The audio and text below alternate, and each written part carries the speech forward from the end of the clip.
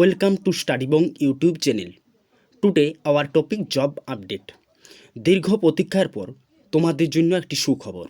রাজ্যে ৭,২১৬ শূন্যপদে পঞ্চায়েতে group D নিয়োগ হবে এবং এর পাশাপাশি পশ্চিমবঙ্গ পুলিশ সার্ভিস বিভাগে কিন্তু ১২,০০০ শূন্যপদ রয়েছে।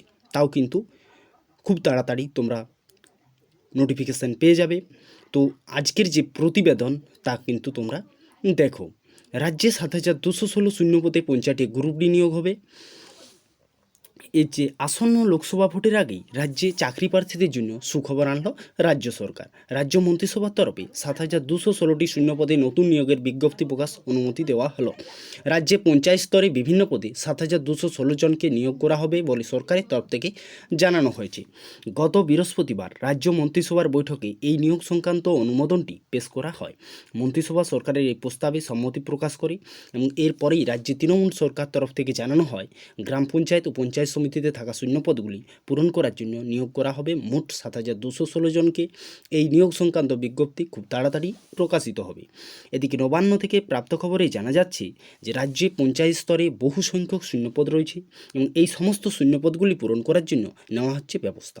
বৃহস্পতিবারের বৈঠক, এই সদ্য বৃহস্পতিবার যে বৈঠক, সেই বৈঠকে রাজ্য মন্ত্রিসভার বৈঠক এবং পঞ্চায়েত স্তরে ৭,২১৬টি শূন্যপদ পূরণের অনুমোদন পেশ করা হয়। অনুমোদনটি পেশ করা হয় রাজ্যের মুখ্যমন্ত্রী মমতা বন্দ্যোপাধ্যায়ের অধীনস্থ রাজ্যের মন্ত্রিসভার তরফে।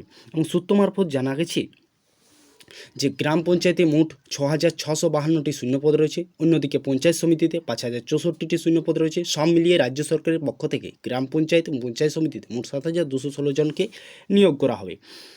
এরই সাথে পশ্চিমবঙ্গে পুলিশ কনস্টেবল পদে আরও ১২,০০০ জনকে নিয়োগ করা হবে। এই নিয়োগ ক্ষেত্রে ৩,৬০০টি পদ সংরক্ষিত থাকবে মহিলাদের জন্য এবং বাকি ৮,৪০০টি পদ পুরুষ এবং রূপান্তরকামী প্রার্থীদের জন্য। এবং সমস্ত ধরনের শূন্যপদ দ্রুত নিয়োগ প্রক্রিয়া শুরু করার জন্য উদ্যোগী হয়ে উঠেছে সরকার।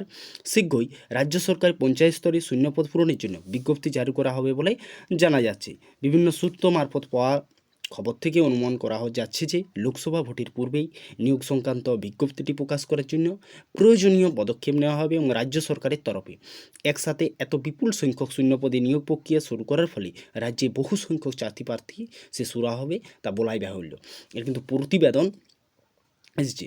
তো তোমরা এই খবরটি পেলে যত শীঘ্র সম্ভব তোমরা আমাদের স্টাডিবং ইউটিউব চ্যানেলে যুক্ত হয়ে যাও। এখানে প্রতিটি পরীক্ষার খুব গুরুত্ব সহকারে সুন্দরভাবে তোমাদের জন্য প্রতিটি ক্লাস নেওয়া হয়। তোমরা এখানে যুক্ত হয়ে যাও, তাহলে কিন্তু তোমাদের এই গ্রুপ ডি বা যে কোনো সরকারি চাকরির ক্ষেত্রে তোমরা কিন্তু খুবই সাহায্য পাবে। তাই যুক্ত হয়ে যাও স্টাডিবং ইউটিউব চ্যানেলে। Thanks for watching this video.